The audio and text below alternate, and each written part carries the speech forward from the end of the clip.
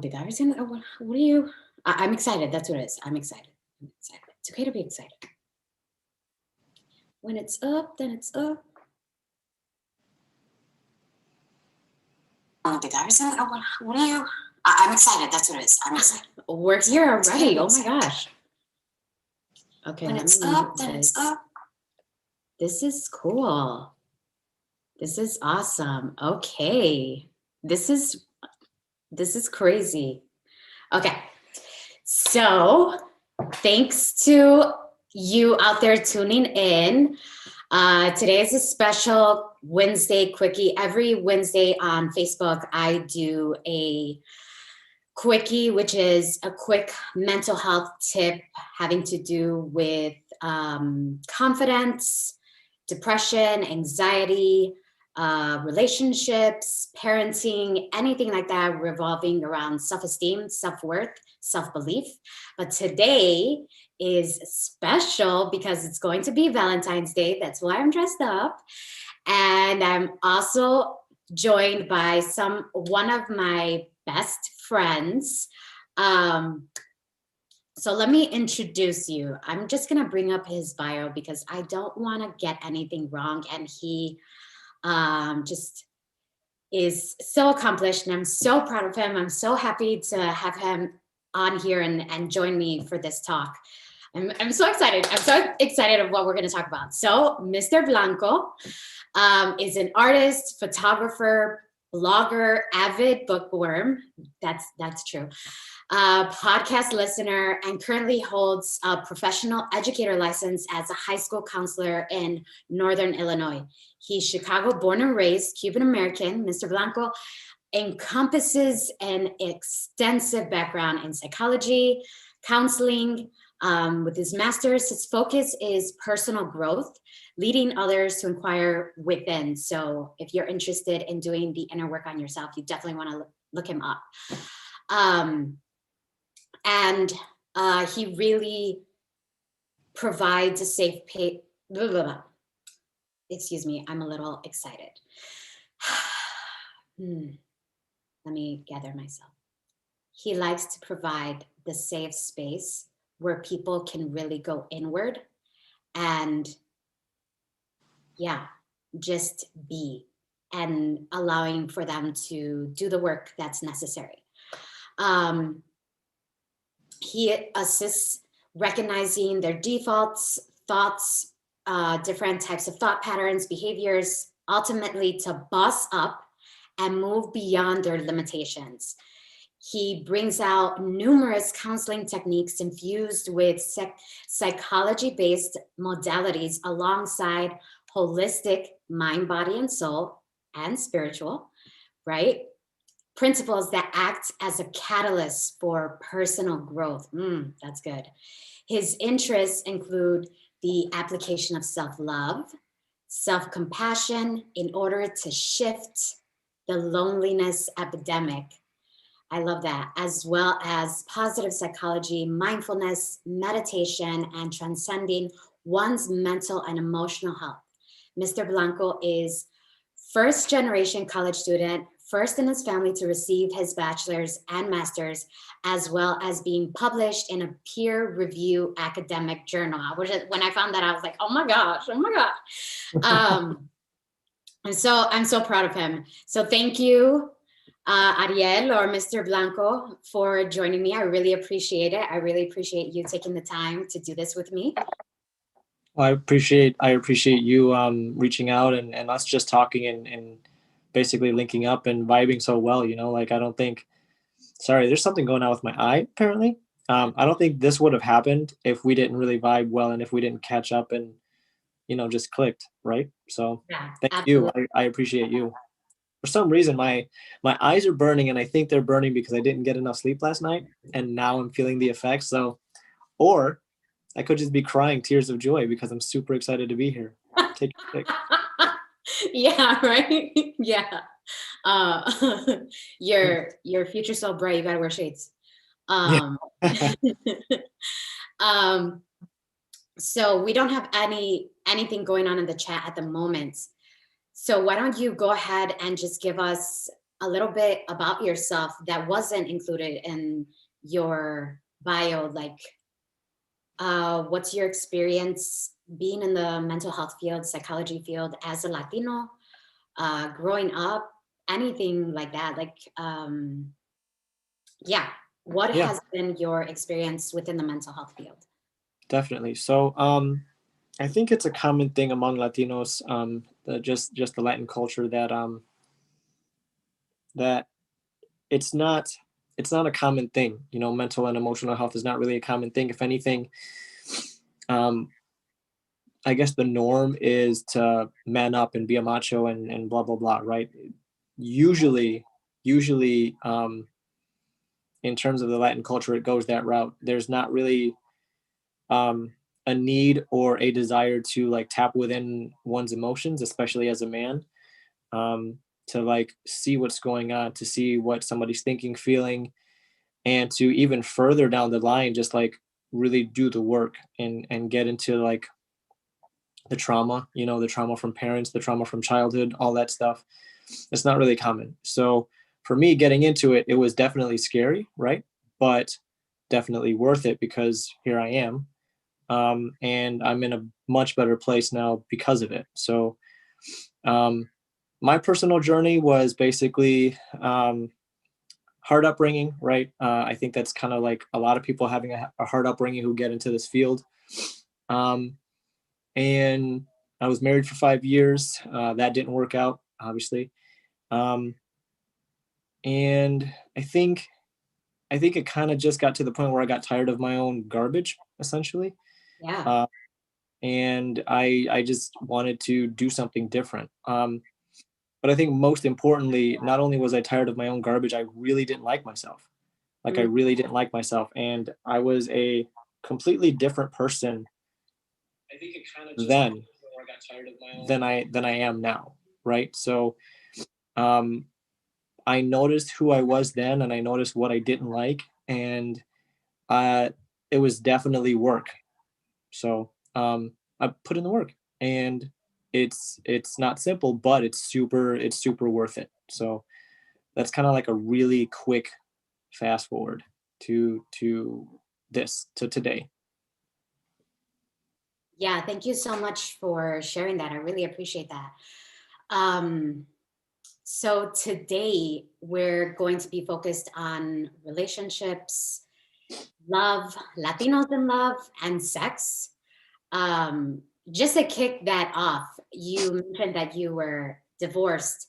So one question I have with that, like, what is what is something that often people miss? And I mean, we work in the mental health field, so it's kind of like a no-brainer for us.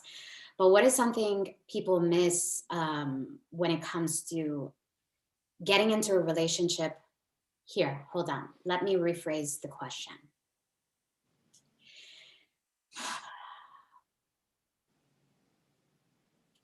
What do you feel, if it's okay for me to ask, and if you feel comfortable being really open and vulnerable, what do you think was the biggest challenge within your marriage that led to the, downfall? Um, I'm glad that you asked that, and I want to tie this in before I answer the question. Yeah. Uh, Usually, a lot of people, when they look at their exes or they look at their past relationships, it's just like spotlight on the ex, right? Mm. Spotlight on everything they did wrong. Spotlight on, well, they did blah blah blah blah blah. Um, I think when I look back, for me, it's definitely one of those situations where um, my stuff stands out a lot, and then I didn't really go about it that way. Then I definitely blamed my ex. Then I definitely highlighted all her flaws. Then I definitely like just attack, attack, attack.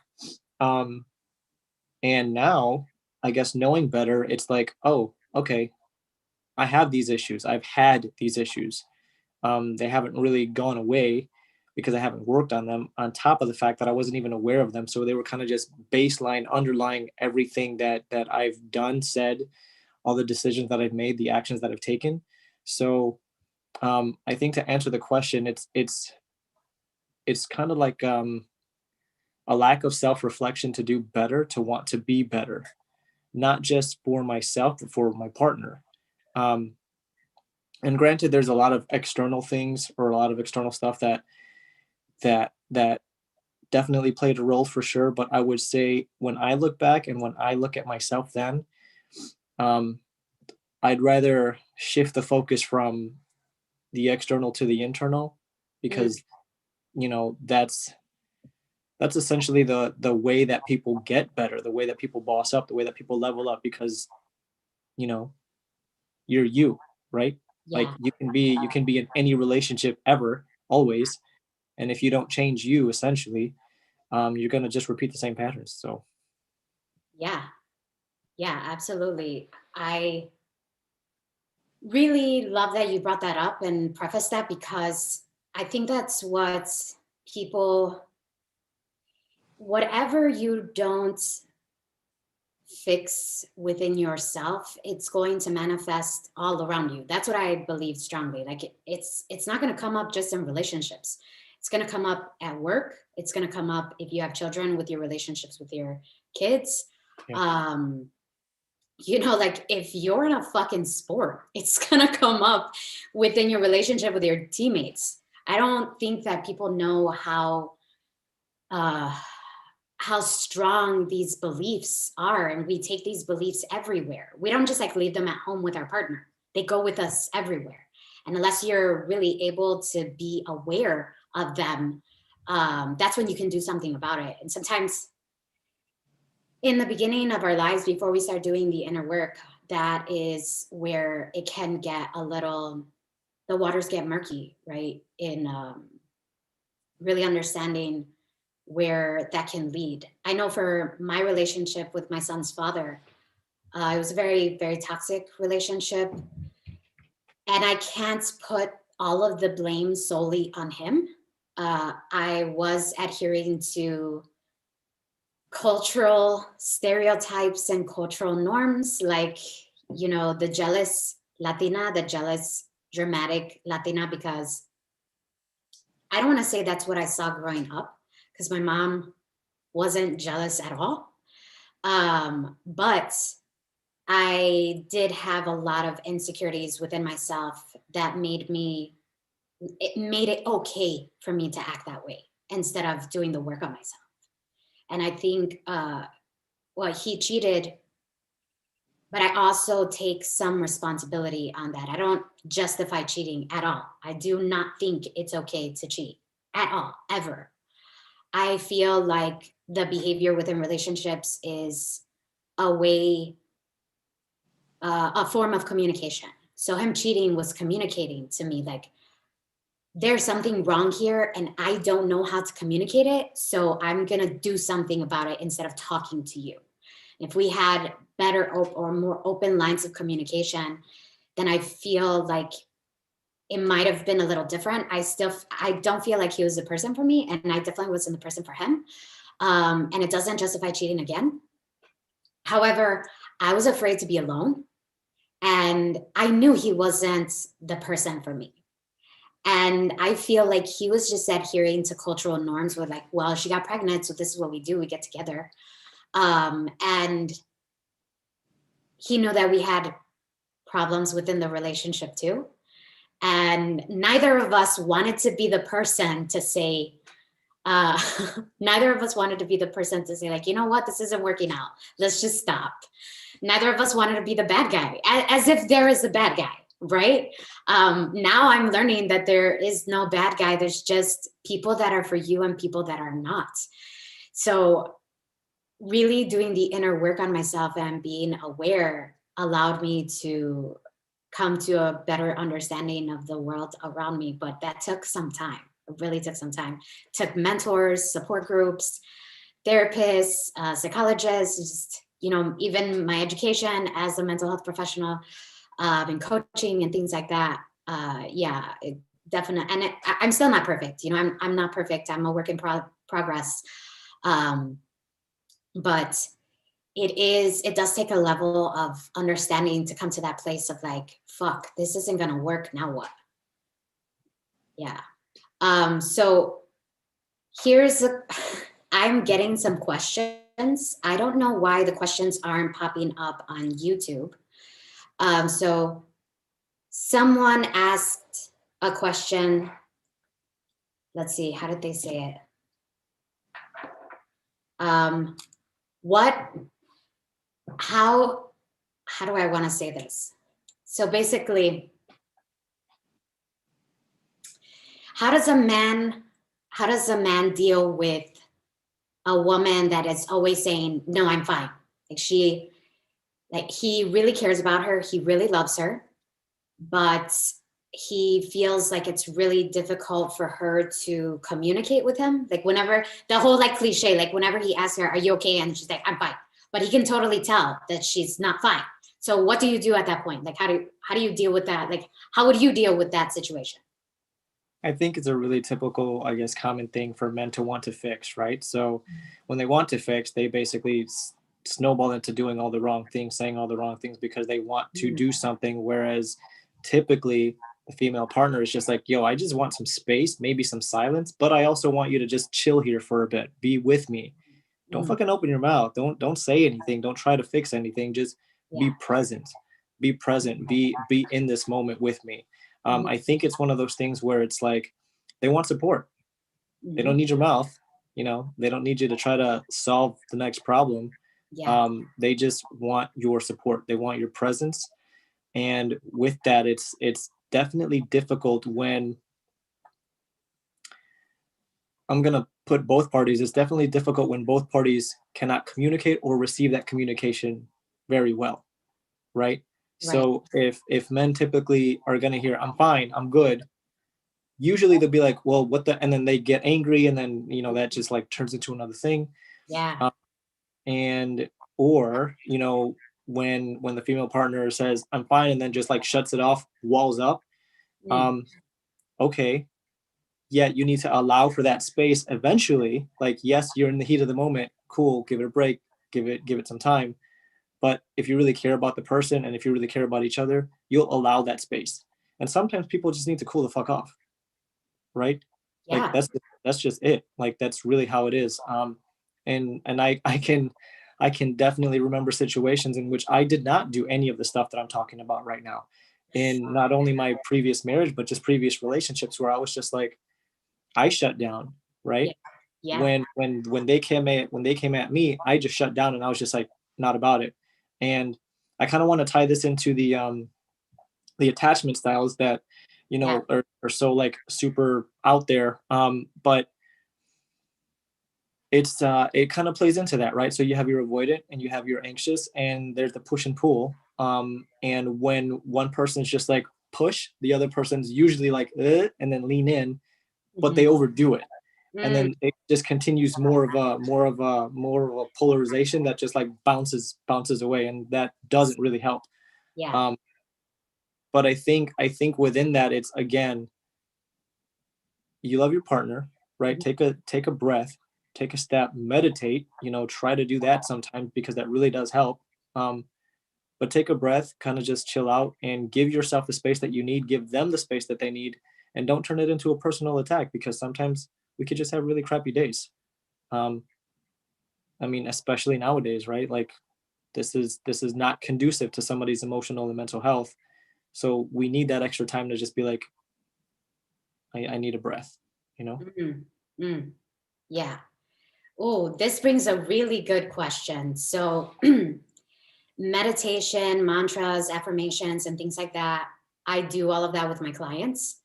It's extremely important to know how to take a step, not take a step back, but take a step outside of whatever it is that you're experiencing to um, really not even just reflect, to really just remove yourself from all of the emotions that are happening right at that moment, whether it's anger, fear, anxiety, depression, whatever it is. It's really important just to try to separate yourself from that for a little bit.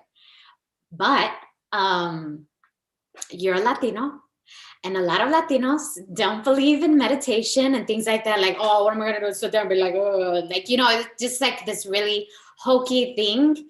What do you think about meditation? And what is like, have you ever come across people that were like that, you know, like that were Latinos, and we're saying like meditation is stupid, like that doesn't work for me? What is your response when people say things like that?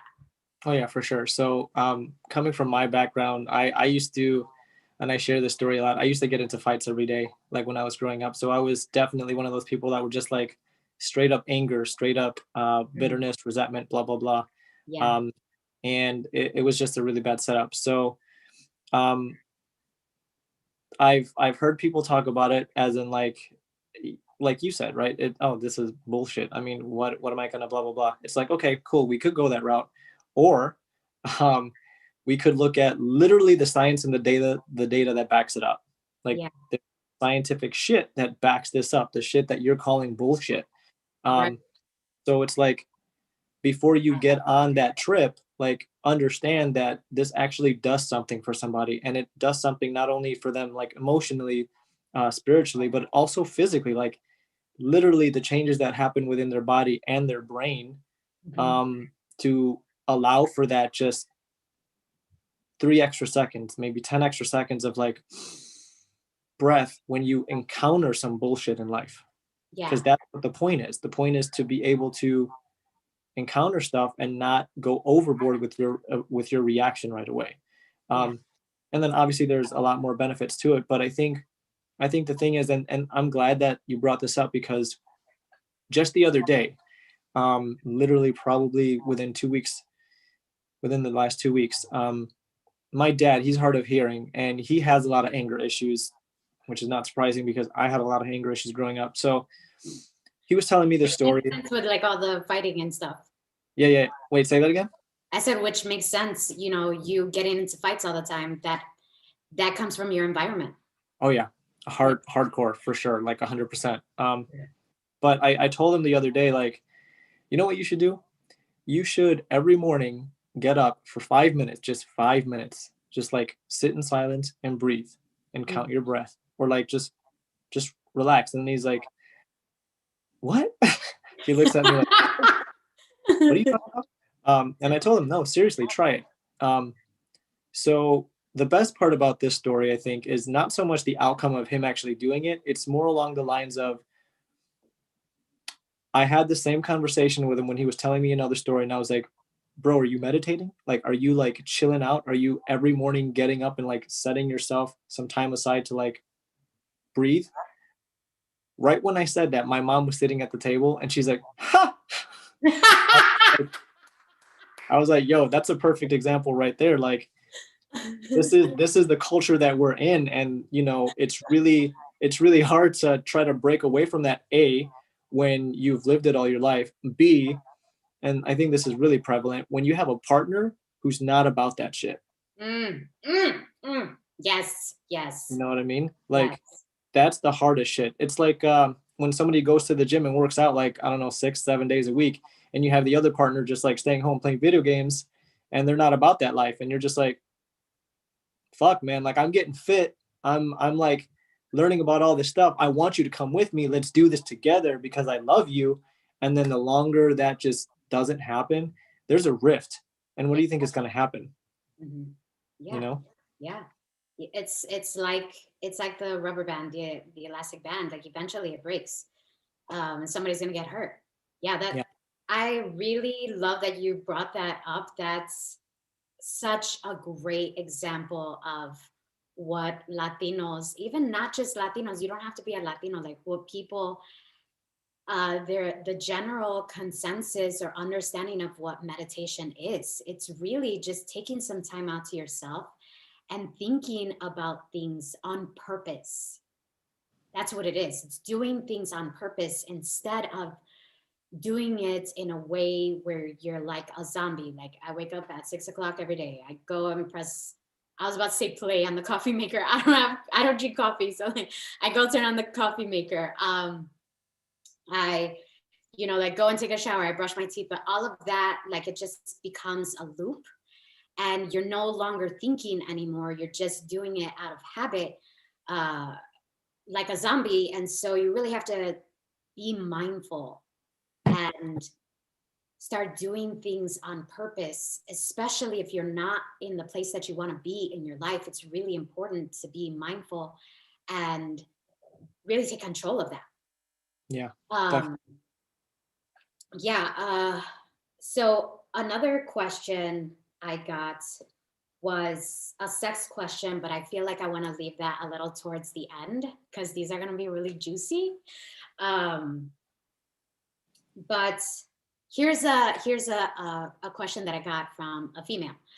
Um, is it being a gold digger if a woman wants a man that is well established, that has his shit together, that I mean he just, how do I want to say it? Yeah, that is successful, that's, you know, dresses a certain way, things like that. A lot of men look at women that have those standards as like, oh, well, she's not, she's only after one thing, or she's not focused on the things that really matter. And I think as a woman, those things do matter to me. I'm a successful entrepreneur, and it's really important for me to be with someone who is successful and has their shit together. But not everyone has that mentality. Like my circle is different, and the men that I connect with are different. So I don't come across that, but there are women out there that do. So what do you think about that? Like, what do you think of men looking at women like that as gold diggers? So I'd like to propose an opportunity for some thought to happen here, right? Yeah. So let's go ahead and ask that question. What do you think about men who, or I guess, what do you think about women who want this XXXXS from a man, right? Mhm. So let's just flip those roles, Mm. right? Mhm. What do you think about a man who wants this from a woman, right? Yeah. I'm pretty sure all of that bullshit that surrounds that will dissipate super quick because that's just not how it is. Mm. Like, and I say that in the sense that it's really easy to say, oh, gold digger, oh, she wants this, oh, she wants that. Okay, well, guess what, motherfucker? Don't you want somebody who's well established? Don't you want somebody who's on their own shit? Don't you want somebody who's like, who has their own car, who knows how to fucking cook, who, I don't know, name them, right? Of Yeah. course you do. We all want that, right? Mhm. I think it's the, and this just literally goes back to everything that's kind of been happening in the world in a sense with you know, man, like toxic masculinity, toxic masculinities. I think it's really prevalent and it's super just ingrained in the Latin culture for sure. Every culture usually, but it's one of those things where if you just decide to flip those roles, you can kind of catch yourself and be like, oh, okay. I mean, if you're willing and aware enough to catch yourself, sure. But I know many friends who are just like, man, I don't want this because she's like that, or I don't want this because she's like that, or fuck that because of blah blah blah. And it's just like I'm looking at my friends and I'm like, motherfucker, you have no room to talk. And I love you to death, but clean up your own shit. Yeah. Because you want top tier, you want your standards met when your standards are down here, like for real. Mhm. Like that's not okay. That's not good to like put the spotlight on the female and be like, you need to, when you're just on some raggedy ass bullshit. Like no, Yeah. that doesn't work that way. um and again, like it evens out, and it plays to both parts. It plays to both parties. It plays to both gender roles, sexes, whatever way you want to look at it. Like it's not about a power play. It's about, what it falls down to is respect. Mm. Like I I love an independent woman who has her shit together, who just knows what she wants. Mhm. Period. Yeah. And if she knows that she wants not bullshit and not a child and not a man child, not a baby to take care of, Yeah. you're really gonna knock her for that? Like Yeah. she probably had so many experiences with that same shit. That's why she wants something else, you Mm. know? Yeah. Yeah. Absolutely. Yeah. You brought up so many interesting points, and gosh, I just wish we could like talk like for hours about this. toxic masculinity. There's a lot of people that don't know what that is.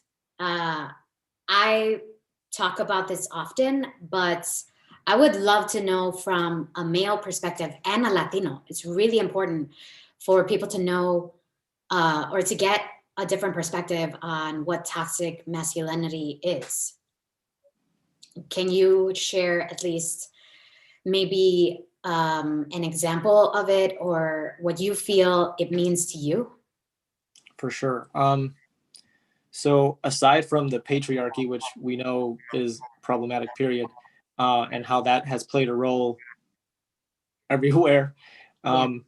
I think personally, specifically Latin culture, I would probably say um, man has to work, they have to be the provider, woman has to be at home, they can't do shit, blah blah blah. I look at my own family in this sense, and at least older generations follow this to a fucking T.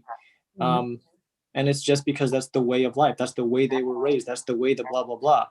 Mhm. And even looking back further generations, I asked my parents about their childhood, and it's literally the same thing. Maybe a few deviations here and there, but not in the good direction that you would think. It's always in the bad direction, I guess, bad. But yeah, I think it's within that like that interplay with that relationship with, I'm the provider, you don't do anything, you stay home, or like just a highly controlled situation in which they don't let them do, like usually the men don't let the women do anything or whatever. Yeah. Or if they do let them, they're not happy with it. They're just going to play as if, right? Right. And when the women do what they do and like do whatever they want, there's still that sense of underlying passive aggressiveness, control, blah, blah, blah, that exists. Mhm. And usually that kind of just gets brought out because human beings they're not perfect. So some shit's going to like erupt eventually. Yeah. So yeah, I think in terms of, I would probably say in terms of like the Latin culture, male culture, Latin male culture, a lot of control.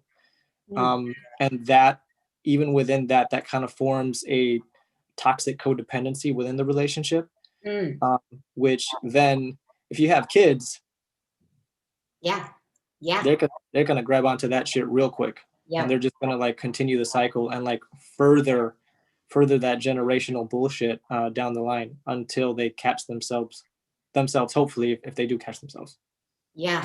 And just to give some more information about toxic masculinity, at least the way that it manifests or look within Latinos, is you don't cry, you push through it. And I mean that's not even toxic masculinity. It's just like that's something you don't do. Like Latinas feel like they shouldn't do that either. I'm such a big um, supporter of crying. I think it's really, really powerful. It's a form of releasing energy, a form of releasing pain.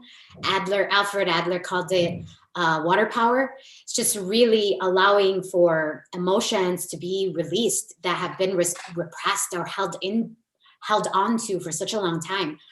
Um, and especially like, so I'm a mom, I'm a single mom, and I have a son, and that was something that he grew up with his father, of course not with me, but with his father, like, don't cry, you better not cry, you better, why are you crying, the whole like, I want to give you a reason to cry type of thing.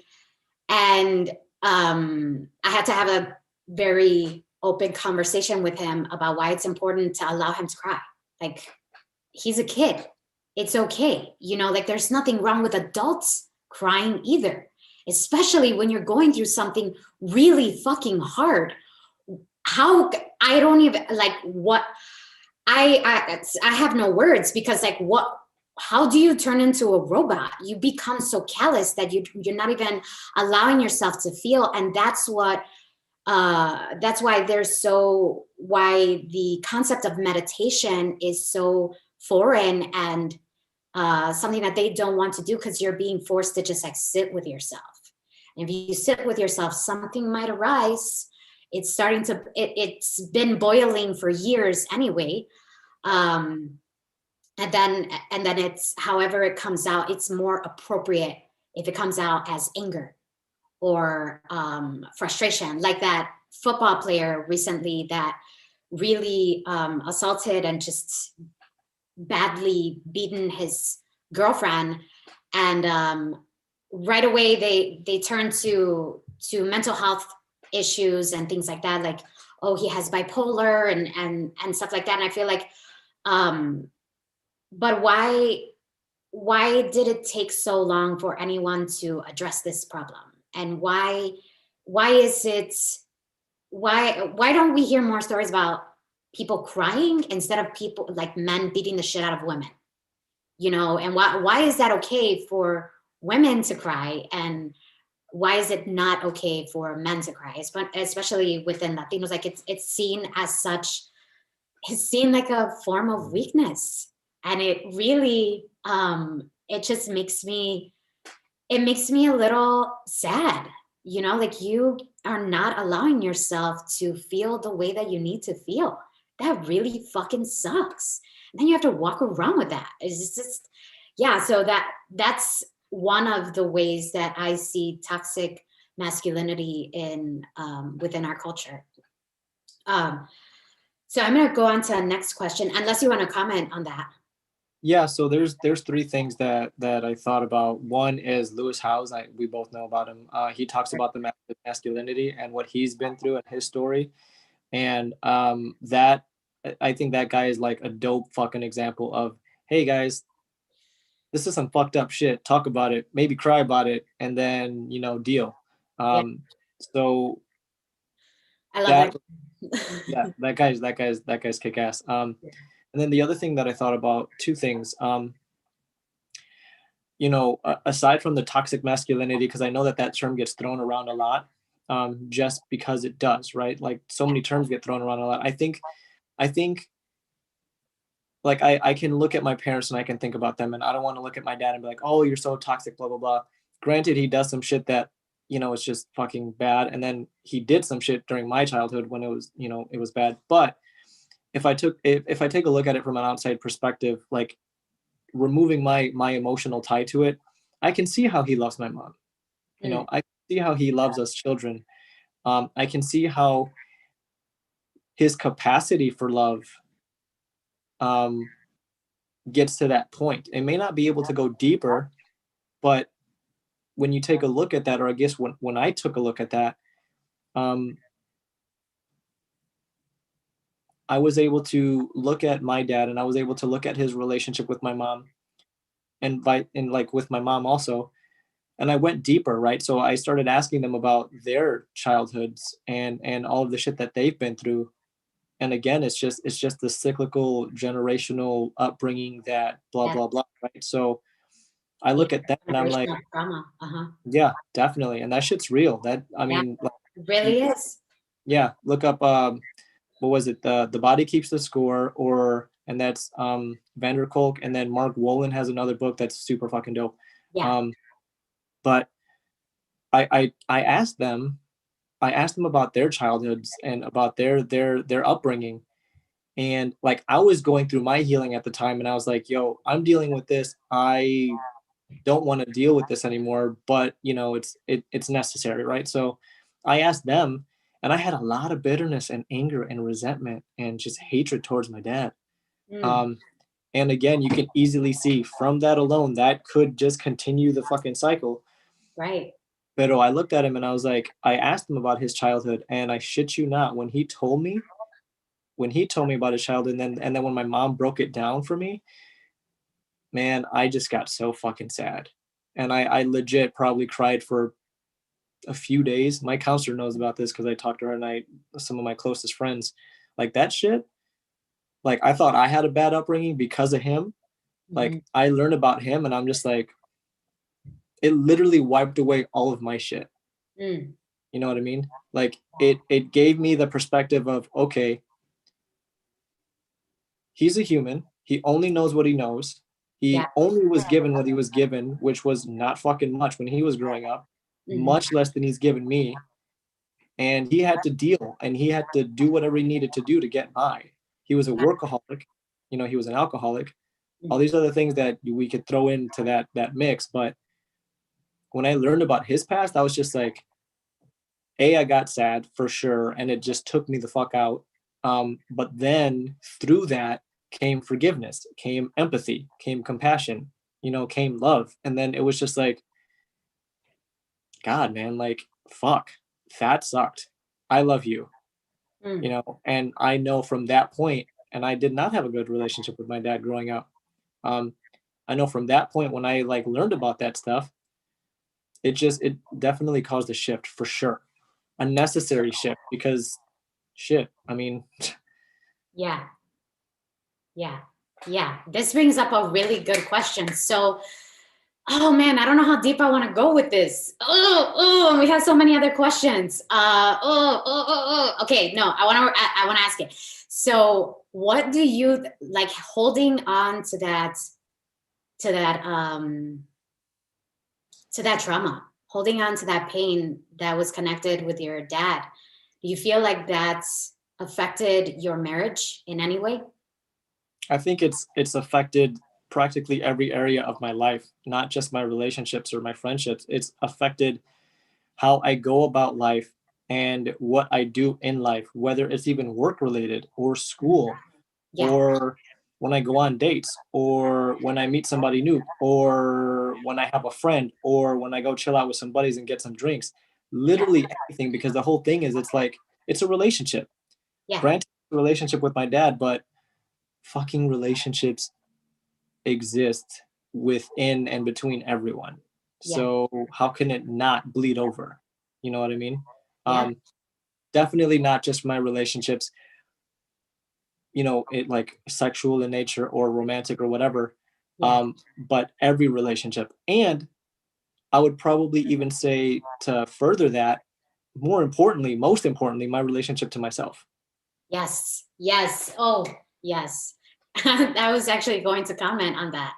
That is the same way I felt with my father as well, and probably even more with my mom. Um, and really trying to understand what they went through created more why questions for me. And that did not help anything. It just, once you get one why, then you get another one. It's like that boyfriend that broke up with you and you finally get this closure, or like they think it's closure, but you just have more questions. They answer your questions, then you have more, and then you have more and more. When you should just fucking let them go. Just, it's not gonna work. Just leave it alone. And that's what was happening with me, and it created all of this really this ball of insecurity and lack of self-belief and lack of self-worth. It wasn't uh it was how do I want to say it was almost like a fuck, I don't know, like a chocolate covered cherry. I don't know why that came into my head, but like a chocolate covered cherry where the chocolate is the lack of belief and lack of self-worth, but within I really didn't believe it, and that's what caused the discord. That's what caused the inner tension within me, and it made me feel whenever their behavior, whenever they would do things, things that were abusive or anything like that, that told me that, well, I'm not worth it. Well, I'm not worthy to be loved. I'm not worthy to be heard. I'm not worthy for people to be physically affectionate with me. And then I carry that. So having that within me and having that happen to me over and over and over again for years, then I grow up as an adult and thinking, this is how life is. This is what I'm about. I'm not worth it. I'm not worth someone's time. I'm not worth someone's love. I'm not worth someone's attention. And then I start picking partners from that belief system. And the types of people that I was attracting, not just men, but just people in general, I was attracting people that had that same belief system within themselves too. Like, I'm not worth it. I'm not worthy. This is just how life is. You just got to get over it. Stop trying to rock the boat. Don't try to do, big things. You know, don't don't try to be great. We're not great. We're just normal people. Just try to be regular. And that comes from a place of lack of self-worth and lack of self-belief, and coming from those places of, you know, trauma. And it took me some time to let go of that. Even recently, you know, you and I talked about this. It's a really, really, when you're really ready to let go and you're really ready to forgive, there is no feeling like that. And the universe and the world conspires for you. It just fucking shifts and everything changes and you see things differently. And this really segues perfectly into the next question that I have. This is for men or women. Like, what do you think of the concept of forgive and forget? Like, all right, so I made a mistake. Can you just forget about it and let's move on? What do you think about that? Because yeah, I have a few things to say about that. I think there's an old thing that says forgive but never forget, right? And I think about that and I'm like, yeah, but then you really never forgave in the first place if you don't fucking Right. forget Yeah. eventually. Yeah. I think with that term, I like to probably take the second half of that and like just chop it off and just leave it to forgive. Mm, Only because mm, only because when somebody, and this is not to say, and this is everywhere, right? In the self-help field and mental health and emotional health, whatever. This is not to say that, you know, you allow the space and the opportunity for them to fuck you over again. This is okay. not to say that, you know, they get an easy out because you do forgive them. This is not to say that, oh, well, I'm going to forgive you, but that means that you can't, like, none of that. It's more along the lines of forgive, because Yes. really that's just you for you, right? Mhm. Like, if you're going to be thinking about the other person and what it's doing to the other person or what the other person is doing, you're not focused on you. And Mm, when you focus on you and when you realize essentially when you just like forgive, because when people forgive, like they at least I know in my perspective, the shit is just like, you know what I yeah. mean? Like it dissipates and it Yeah. like fucking turns into vapor. And I do it for me because I want to be okay. Yeah. It doesn't mean that I'm going to be constantly going after whoever hurt me and be like, okay, I forgive you, but like, no, I'm just gonna forgive you, and whatever comes from this comes from it. Mhm. Like, there could be a friendship, maybe. There could be something that comes from it down the line, maybe. Yeah. Um, but right now, the only important thing is to just fucking forgive and like heal yourself, essentially. You know what I Yeah. mean? Mhm. Um, anything that comes from that comes after, let it come, let the universe bring it, in whatever way it's going to bring it, and hopefully maybe then you'll be in a different position to either allow that from happening or whatever. And that just dips into its own thing, but and it's not easy, you know, it's really not easy Yeah. to do so, Yeah. but it's freeing, Mm, like mm, to be able to like you're basically in a trap that you mm. set yourself, like you're doing it to yourself essentially. And Yeah. yes, whatever was done was heinous for sure. Um, yet, where is that person who hurts you now? You know, like what are they on? What are they thinking about? Like, does it really matter? Right. What really matters is you taking care of you. Yeah. When people don't necessarily engage in that forgiveness, it's um it's a hard pill to swallow, right? And it's work. So Yeah. Yeah. It really is liberating to forgive because it's just, you're letting yourself off the hook. Like it's not about weakness again. It's not weak to forgive. You're allowing yourself to put that energy into something else. Because if you don't forgive, then, you know, for example, like cheating or just making a mistake in the relationship, anything like that, when you're not allowing yourself to forgive, you're constantly, now you have become hyper aware, and now you're looking for it. And when you're constantly looking for it, that's so much wasted energy when you can be doing something way more liberating, way more peaceful, way more enjoyable with your time. um, I want to be mindful of the time, so let's get into some juicy questions. um, uh, Oh, okay. I'll ease into it. So, why is it important for a woman to love herself when it comes to being in the bedroom?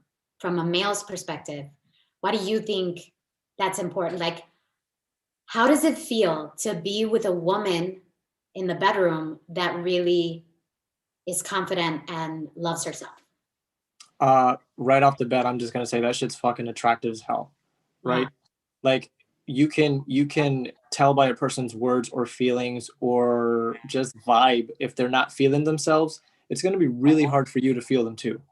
Mm, So that self love piece is super fucking like. I think if anything, that's physical aside, right? Like body, blah blah blah. Um, I would think one of the top attractive things is just the self-love piece. Like if somebody's feeling themselves and they know that they got it, regardless of certain little things that they may not like about themselves, if they love themselves and they exude that energy, yes. that's just, I mean, yo, that's, to me personally, that's just like, there's nothing better than that. Yeah. um and I've been in the situation where I've after my divorce, I slept around. Like I call it my man horror, my whole phase or whatever. I literally just heard this friend. She said it was a thought trot. Uh, Yo, I thought that was hilarious. Yeah. But even during that time, like, you know, yes, sex feels good. Of course it fucking feels good. But it gets to the point where it's just like, that's it, and if there's nothing deeper than that, Yeah. in addition to the woman just like feeling herself and being like, yo, like setting the boundaries or setting those standards, then Yes. it's just like nothing else really like, compares to that. I would probably say for sure. And then on top of that, fucking looks fade. The body fades away, Yeah. right? Yeah. So I mean, you have your thing right there, and I don't know. I hear stories about people who are so hell bent on like the physical, and I deal with this myself. Mhm. Like I'm not putting this out there for like people to be like, oh yeah, well you can say no. I deal with some shit myself. um and even with what I'm about to say, like they're so hell-bent on the physical that they forget about the emotional and the spiritual. Mm, And mm. when you're about that life, Yes. especially in a partnership, Yeah. um that's some shit. Yeah. Yeah. I'm gonna be the first one to say that. I do want to be with someone who's well established, someone who's successful, who has, a great sense of style and things like that. And there is nothing that can replace that characteristic of someone who really believes in themselves, really loves themselves, and is genuinely and authentically confident. That is hot as fuck, right? And seeing that and being around that, I learned how to encompass that. I learned how to turn that on within myself, and I practice. Like, if I want to feel comfortable naked around a man, then I need to be comfortable naked, period. So I went through a period in my life where I would just like walk around my house naked. I lived on the fourth floor, so like I'm pretty sure nobody was able to see me. But it was really, really important for me to, like, when I say that I did the inner work on myself, this is the stuff I'm talking about. Like, I know that when I walk into a bedroom and I have a partner, um, I can walk in there confidently and I'm not worried about the wobbly bits or anything like that. Like, I am really owning my body and owning the experience, and they fucking love it. The things that I sometimes, like, I'm not gonna lie, I do get a little in my head, but it's a passing thought. It lasts for like a couple seconds and then it goes. But they never pay attention to the things that I would think that they pay attention. And that's something that I always tell my clients as well. Like, don't bring up the things that you don't like about yourself, because most likely they're not even paying attention to that. They don't even care about that.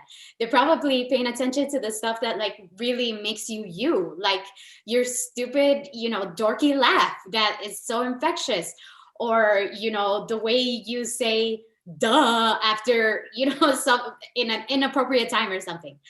um and those are the things that really make a person sexy. Those are the things that really can drive another person crazy. I'm like, man, I can't fucking wait to be around him. I can't fucking wait to be around her. Like, she's just so fun, and we're always in the moment. Yeah, and being sexual with someone too, when you really own the experience, when you're really owning your body and just wanting to enjoy it, I'm not in my head, where if I'm having sex with someone, I'm not there thinking about like, oh my gosh, is he gonna see my stretch marks? Oh my gosh, is he gonna notice that my boob, or something like that? Or then women sometimes they will veer really far off. Like, now I'm thinking about this. Since I'm thinking, I might as well start thinking, did I turn off the stove?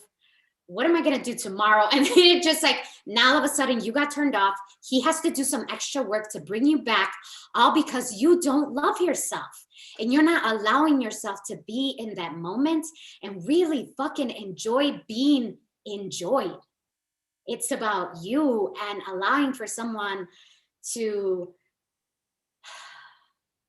really salivate over you, really think that you're delicious, really think that you're um, someone that they want to do these things with.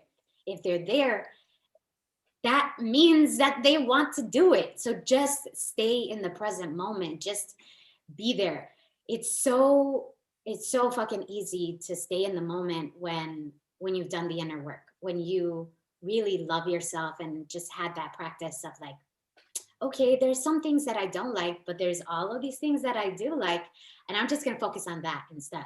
You know, um, how has your experience been with a woman that doesn't love herself in the bedroom? Like, what does that feel for you? um, so I shit.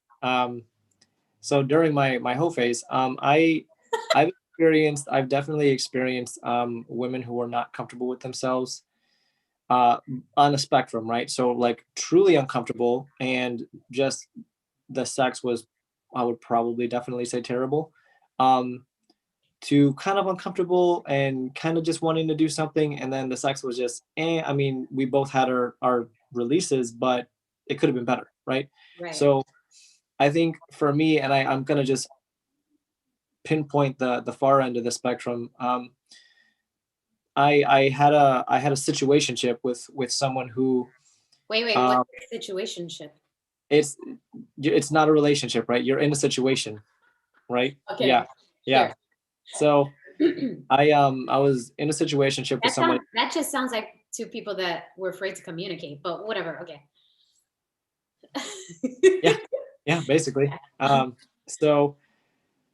So within, aside from just the lack of communication, and aside from the awkwardness in terms of just our differences and not really being honest with ourselves and then with each other, um, the sex was not the greatest. And there were times when you felt it, right? At least I did.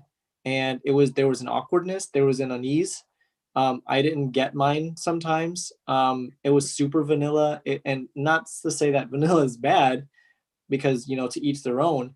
Right. But, you know, when there's no, when there is just like the mundane, when somebody's not okay with themselves, Yeah. um, then it just, again, it just manifests into everything else. And Yeah. it'll manifest itself into the relationship, into the communication, into the trust, into um the sex, into like the friendship, right? Right.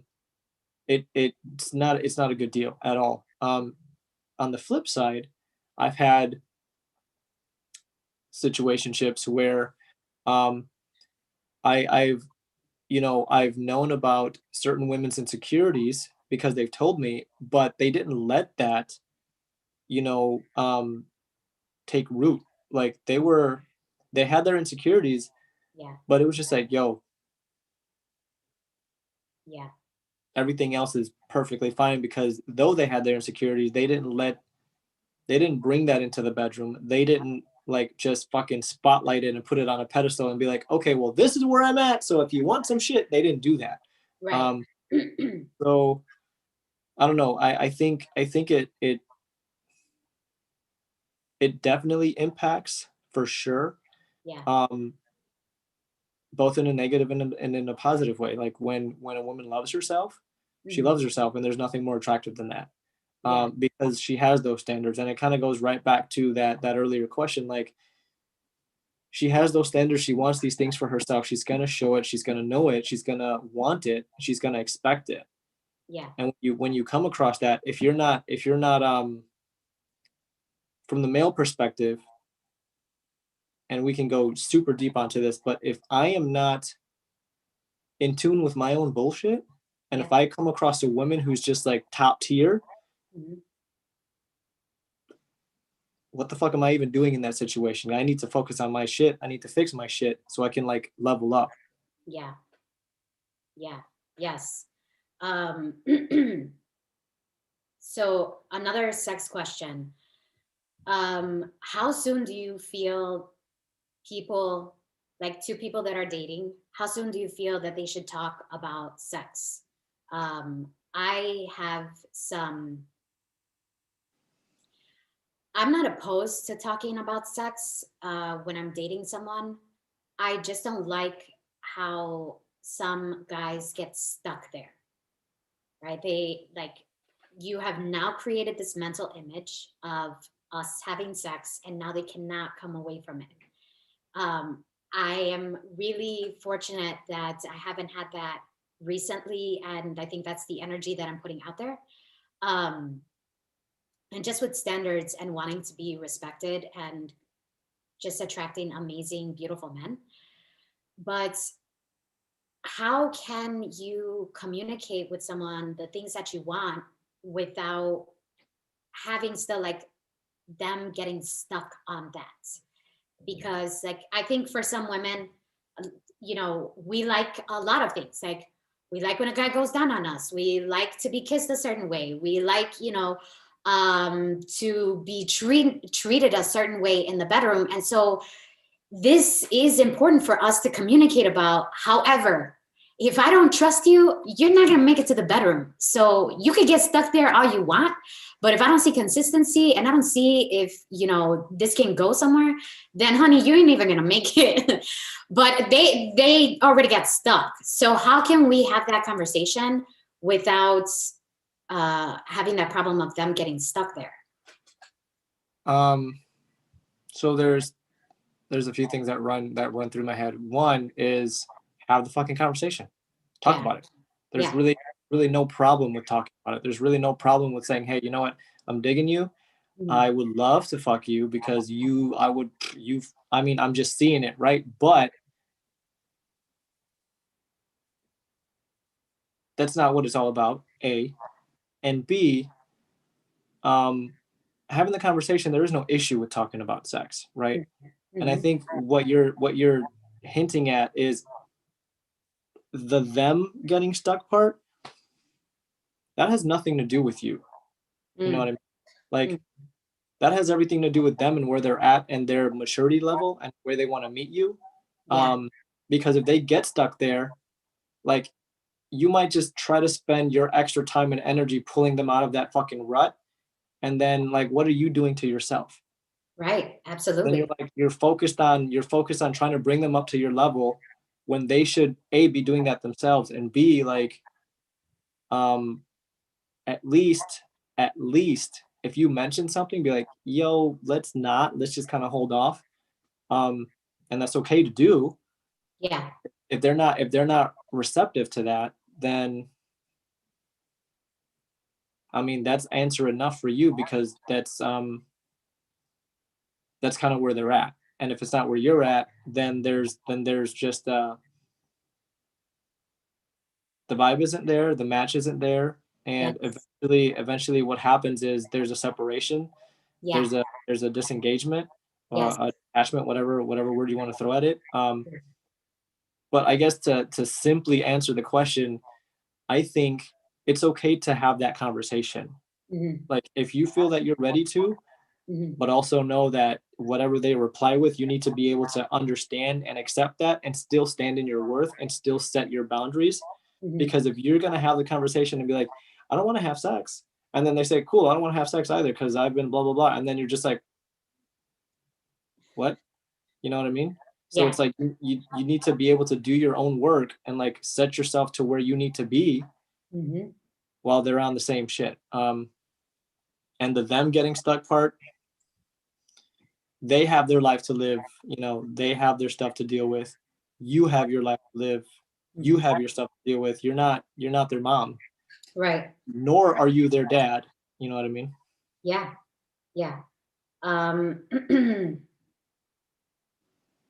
let me see. I'm thinking if there's anything that I want to address having to do with men in the bedroom.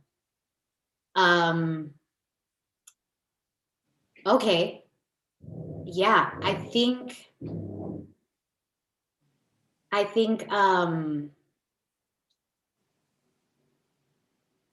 yeah, I don't know if I don't know if we have enough time. Like I can I think we're just gonna have to do like a part two because I wanted to talk more about like how women can go about asking for what they want in the bedroom. Like there are some that they are they're pretty confident, not fully confident. I think that has to do with having the conversation ahead of time too. Um, and just feeling a certain way. But it's kind of like I had a client that one of her biggest qualms or one of her biggest problems was like my boyfriend doesn't go down on me. Now I would ask her like, did you talk about this ahead of time? Does he know that that's what you like? And she's like, I don't think so, but I don't know how to approach it because I'm not used to talking about sex. And I'm like, how are you having sex if you're not used to talking about it? You have to open up those lines of communication. It's like, I want you to understand my emotions, but I don't know what emotions are. It doesn't make sense. So, can you give some insight on how a woman can possibly have that conversation with a guy without feeling, I don't know, um, because I know for sure that there's some men that they don't like to feel, I don't know. I really don't understand this because I'm very vocal and I don't have a problem saying what I want. Um, I'm trying to think of a time where I was afraid. I don't remember a time, especially when it came to bedroom. The bedroom was a really different place for me. When it came to like emotions and being in a relationship, that's where it was difficult for me. Like I was afraid to speak up for myself. I was afraid to upset them. I was afraid to get them angry or anything like that. So I kind of like was very mousy with my communication. I'm not like that anymore, and I haven't been like that in years. Um, but I don't know. Do you have any tips for someone who would be in that situation? Um, I think it goes back to communication, trust, Yeah, respect, right? yeah, Like if you've known each other for a long time, then hopefully the communication and the trust and the respect is there to be like, okay, listen, when you do this, use your tongue, but don't do that, and don't do that, but I like this, right? So when your partner is receptive and mature enough and loves you enough and mm, wants to please you enough and knows that you're worth pleasing because they love you, mhm, they're going to incorporate that. They're going to try to like shift their shit so they can take care of you. mhm, um but that doesn't always happen, especially in relationships where that trust, communication, respect doesn't really exist. Yeah. And then I think the other thing too is, and it doesn't just apply to the person who's hearing this new information. It also applies to the person who's telling it. Like you were saying, you need to be comfortable enough to say it, but also I think it's really important to like say it in love, right? Because Yeah. there's a difference between being in the bedroom and being like, "Yo, you fucking suck," right? You know what I mean? Yeah. Yeah. Or you can be like, "Hey, babe, like look at them at the like fucking make some eye contact Mhm. and like explain some shit, like little by little, and be like, throw a compliment here or there because people love fucking compliments, right? So it's the approach, it's how you deliver it, Yeah. and hoping that the party is receptive enough to take it and apply it. Um, but again, it just goes right back to the communication piece, to the respect piece, to the trust piece. Because if those don't exist, if that's not even there, it's going to be really hard to be like, this makes me feel good. Can you do this? Well, why? Yeah. Okay. Right. Yeah. I really believe in communication and open communication. Even when it's difficult, it's extremely important. Last question, because we've already gone over our time. Oh man, two more questions. Two more questions. What do you think about, okay, so from your general consensus of being a man, is it important for a woman to have a flat stomach? Is it important for her to have like, a Kardashian body? From a man like yourself, is that important for you, and why or why not? No, no. Um, for anybody who knows me and they know my previous partners and just my previous sexual partners, Mhm. that to me, no, it's not important because A, I like to consider myself not a douchebag, but B, also, um, what am I focused on? And even when I was just going through my whole phase and Yeah. my thought rot, um, I I didn't really care for that. That didn't matter to me. Now, again, this is me speaking about me. I Mhm. know who I am as an individual, and I have my own insecurities, and I have my own dealings and my own thoughts. Yeah. So I can easily say for me, no, but I'm definitely not going to speak for the many men who I know who are just like, yo, fuck that. She's this, she's that. I don't like this. I don't like that. It's just like, okay. Um, and I've noticed through the different people that I've heard that from, they're not happy with themselves, A, number Mm. one, and B, like it's kind of like a I'm gonna make you jump through these hoops that I'm gonna light on fire while I'm sitting here watching you, and I'm not gonna do a goddamn thing myself. Mm. Mm. You Yes. know? And that's Yeah. not fair. Number one, that's not fair. And two, it's like, well, shit. I mean, if I'm just gonna say this. If the man loves the woman enough, Mhm. they're gonna love her, period, with all of her flaws.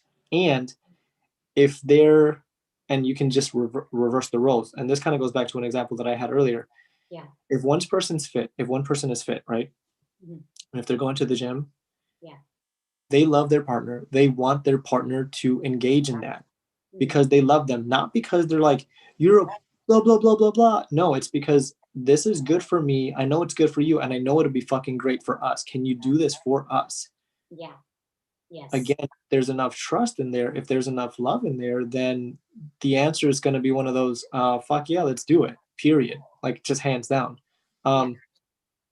But if that doesn't exist, then it's just like, it's not gonna happen. So personally for me, that shit doesn't phase me whatsoever fucking ever. Like it never really has. Mhm. Um, but then again, I'm not gonna be like I know who I am in terms of just like my mindset and where I'm at spiritually and all that other stuff. Mhm. To where I don't that doesn't bother me. In fact, honestly, like I enjoy that because it shows the humanness, the humanity of the fucking person that I'm with, you Yeah. know? And I've definitely had encounters where I've had female partners in the past who told me about their insecurities, who told me about those specific parts of their body that they're insecure about. Yeah. And me, what I decide to do is directly go to that part of their body and pay extra attention to it. Mm, Not in the sense that, but more in the sense that this is fucking beautiful because you as a whole are beautiful. mm, mhm, mhm. But that's just me. I can't really speak for anybody else, especially knowing the people that I know who aren't about that life. Yeah, They're not on that same trip. yeah, absolutely, absolutely. And then after a while, they continue to be really insecure about that. That's within them. That's something that they have to really address within them. Either fucking do something about it or shut the fuck up. Like, if you're not gonna do anything about it, then get the fuck over it. Because then you're again, it's about channeling energy to the right places. If that's where you want to waste your energy, or that's where you want to, you know, energy goes where focus flows, right? And so wherever you're putting your focus, that's where the energy goes. Put your focus on something else, and then it will, go in a different direction. So last, I just want to, I just want to know what you think about this statement. It's some lyrics from the song by Cardi B that just came out, and I am in very much agreement with this statement where she says, "Broke boys don't deserve pussy." I agree. So there's a thing to that. Like, I mean, I have something to say about it, but I just want to know what you have to say first, because I'm um, sure what your reaction to that is what most men, no, let me not say most men, um, not knowing where that can come from, there can be like a reaction instead of a response. oh, for sure. Yeah. Definitely. Um, so hearing that out loud, I think the one thing is, you know, broke by choice or broke by circumstance, and Mm, what are they doing at yes, that point, right? yes, Because some yes, people can be broke and working on not being broke, and they're on the come up, and they're just like, "Nah, I'm working for my shit. I may not have money now, but I'm putting towards the savings. I'm trying yes, to be wise. I'm trying to live on a budget. I'm trying to be frugal. Blah blah blah." yes, There's a difference between that yes, and the motherfucker that's just like, "Yo, fuck that shit, McDonald's for life," and you're just like, mm, what is there? You know what I yeah, mean? Like, yes, who's gonna treat their woman better? Who's gonna treat their partner better? mhm, Like the person who's actually saving and wanting to do something and is like, they have these plans, they have these goals. They may not like to go out to eat to all these fancy restaurants, for sure. Okay, cool. And they have their plans financially, but if, again, going to the response versus reaction, I think it's one of those things where the insecurities within themselves come into play. mm, Like, yes, personally, for me, I can easily say I'm not a big foodie. I don't really like spending too much money. If anything, I like saving money and I like spending it on experiences type shit. yeah, Experiences with myself or my family or my partner or whatever. yeah, Um, and I'd like to think that I'm pretty wise about it because I don't want to fucking put myself in a situation that I'm just going to be hurting. mm, Um, Now, having said that, if somebody's like, well, no, I kind of like the nicer things in life. Dope. There's nothing wrong with that whatsoever. We may not click in that sense. And maybe you want somebody who's like, their love language is giving gifts and giving all that shit. Fucking hit that guy up because that'll probably be a better match. yeah. We can be friends. We can chill out, whatever, Have a situationship. have a situationship, right? But um, it's not, I think it goes back to, are they broke by choice or are they broke by circumstance, and what are they doing about it? And Yeah, then furthermore, their own insecurities regarding it or their own security regarding it. Like, mm, you know what I mean? Like, yes, there's so many things that can like interplay with that. So that's kind of what where my mind goes with that comment. yeah, absolutely. I completely agree. That's exactly along the lines of where I stand with that statement. As a woman, like as an educated woman, as a former hustler, because I don't hustle anymore, because I love what I do and I don't need to hustle anyone to do anything. My business just flows. But I know what it takes to get to this caliber. I know what it takes to get to this place. And if you're not trying to get on this level, but you still want to get with me, you still want some of this, I'm going to have to see something. You know, this comes from really about worth and belief. You know, I'm not going to waste my time or money on you when you really don't have that much to offer. And it doesn't necessarily have to do with money. It's presence, it's quality time, it's and what are you doing within yourself to address wherever it is that you are or wherever it is that you're not, right? A couple of months ago, I was homeless. I didn't have anything that I have now, not even my freaking couch. But I was in the place of like, this is temporary and I'm going to keep pushing and I'm going to keep going and I'm going to figure out how to get out of this, changing business models, changing business strategies, doing marketing differently, and just pushing myself to come out of that old mentality that led to my homelessness in the beginning. And that's really what that's about. Like, dude, if you have this broke ass mentality and you still want pussy, you still want something from me, you better go somewhere else because that's just not gonna happen, you know? And I feel like with my presence, my standards, and just my level of security and confidence, I don't even have to say those things anymore. They come with that understanding of like how you're saying, like, you're top tier. I already know what I have to do. And I love that. I love knowing that I can walk into a room, that I can just be in a certain situation of whatever. And there's just this knowing, like my energy of knowing comes off. It just has this ripple effect throughout, you know, it just radiates. And I really don't have to do much anymore. I just allow for it to flow. That's really what that's about. I it kind of makes me laugh when men feel really triggered by it. And it goes back to what you had said earlier. We're like, hey, dude, you want shit too. Like, there are things that are really important for you, for your partner to have. And so these are the things that are important to us. You know, I'm more of an experienced person, but I'm not going to lie and say that like, I wouldn't like to splurge on something just because I can. I think, you know, so you and I are friends and you already know, like, I'll think about it. And then when I'm there, just like, you know what, forget it. I don't really need it that bad. I could do so much more with the money. But it's not just about money. It's about value and what you bring to the experience and what are you bringing to the table. If this is what I bring to the table, then I want to know that you can bring the same thing too, if not more, because that's the type of man that I want to be with.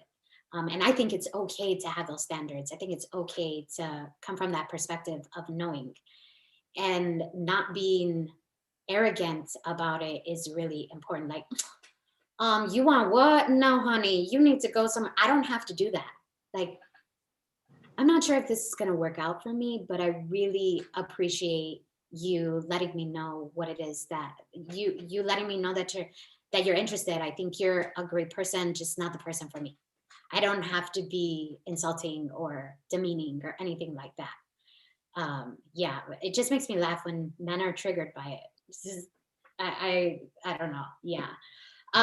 That's all I have for today. We've been on for almost an hour and a half. This was freaking awesome and super fun. I don't know. Do you have anything else you want to share or anything? Yeah, that came up while I was saying that. Um, I think at the end of the day, you know, when we look at people, whether it's, you know, finances, sex, blah blah blah, or their own insecurities, or like the self love piece, it's a process. It's a growing process, Yeah. and if you're willing, then you know it. the outcome is really fucking nice. Like it's nice. Yeah. And when you start coming across, and I know this for myself, like, and you kind of touched on this too with you, like when you start to level up yourself, you'll start to attract the same, like attracts like, and you'll start to experience that. You'll start to see that your partners will be different, your friendships will be different, Yes. what you'll allow in your life will be different. What you don't allow in your life, you know, you'll be easily able to just clock that shit right away and like out, you know. Yeah. I think with what I want to say to this is just, it's, we're all human, right? At the end of the day, we're all human. No one's perfect. Yet there are those who do the work and there are those who don't. Yes. Yeah. And you can tell. Yeah. You definitely can tell. Yeah, for sure. Yeah. Okay. So we'll just end it there. Anyone that's coming across us for the first time or coming across me for the first time, I'm Lupita V from Lupita V Coaching, do mental health consulting as well. I'm an inspirational speaker, confidence coach, and DJ. I help my clients reach the highest levels of happiness, attracting love and abundance within 90 days. If you're interested in working with me, please look me up. You can find me anywhere under the hashtag Lupita V Coaching. Thank you so much, Mr. Blanco, for joining me. This was awesome. We definitely have to do this again. I can't wait. I really, really appreciate you for coming on. Thank you. I really appreciate you for having me on. Yeah, this was super exciting. I'm definitely down for round 2 for sure. Yeah. Let them know where they can find you if they're interested in working with you. Sure. I'm on Instagram. I'm not super social, kind of. I'm like picking it up. So I'm on Instagram. You can find me underscore, or you can type in Mr. Blanco, or underscore SABM1. That's Snake. Yeah. B as in boy, M1.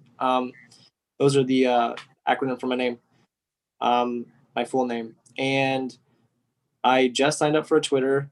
I don't have that quite set up yet, but eventually I will be starting to roll with that along with the Instagram and stuff too. So awesome. So they can find you under Mr. Blanco, basically. Yeah. Awesome. Great. Okay. So again, thank you so much. And everyone out there, I really appreciate you. I hope you heard and you got some resolution to any questions that you had. And please always remember that you have always been enough. Hugsies. Love you guys. Thanks.